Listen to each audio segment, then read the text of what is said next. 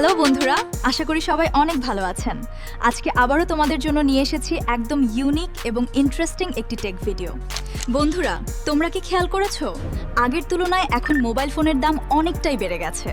যে ফোন আগে 10,000 টাকায় পাওয়া যেত, এখন সেই একই ধরনের ফোন কিনতে লাগছে 15 থেকে 20,000 টাকা। কিন্তু প্রশ্ন হলো, হঠাৎ করে ফোনের দাম এত বেড়ে গেল কেন? তো আজকের এই ভিডিওতে আমরা বিস্তারিত জানব ফোনের দাম বাড়ার আসল কারণগুলো।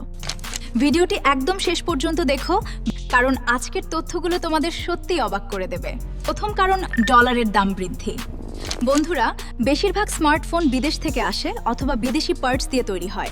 আর যখন ডলারের দাম বেড়ে যায়, তখন কোম্পানিগুলোর খরচও বেড়ে যায়, ফলে ফোনের দামও বাড়িয়ে দিতে হয়। দ্বিতীয় কারণ, পার্টসের সংকট। বর্তমানে মোবাইলের চিপসেট, ডিসপ্লে, ক্যামেরা সেন্সর এসব জিনিসের দাম আগের তুলনায় অনেক বেড়েছে। বিশেষ করে প্রসেসর এবং ব্যাটারির খরচ এখন অনেক বেশি। তৃতীয় কারণ, ফোন এক দেশ থেকে আরেক দেশে আনতে অনেক খরচ হয়। তার সাথে রয়েছে বিভিন্ন ধরনের ট্যাক্স এবং ইম্পোর্ট চার্জ। এসব কারণেও বাজারে ফোনের দাম বাড়ছে। চতুর্থ কারণ, নতুন নতুন ফিচার।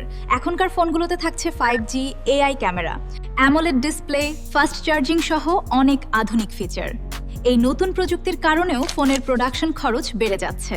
তো বন্ধুরা, এখন নিশ্চয়ই বুঝতে পারছো কেন বর্তমানে স্মার্টফোনের দাম এত বেড়ে গেছে। তোমাদের মতে কোন কোম্পানির ফোন এখন সবচেয়ে বেশি দামে বিক্রি হচ্ছে? কমেন্ট করে অবশ্যই জানাবে। আর আমাদের ভিডিওটি কেমন লাগলো সেটাও জানিও। ভিডিওটি যদি ভালো লাগে তাহলে ভিডিওটিতে একটি লাইক দাও, চ্যানেলটি সাবস্ক্রাইব করে আমাদের পাশে থাকুন। আবারও দেখা হবে নতুন কোনো টেক ভিডিও নিয়ে। ততক্ষণ পর্যন্ত ভালো থাকুন, সুস্থ থাকুন।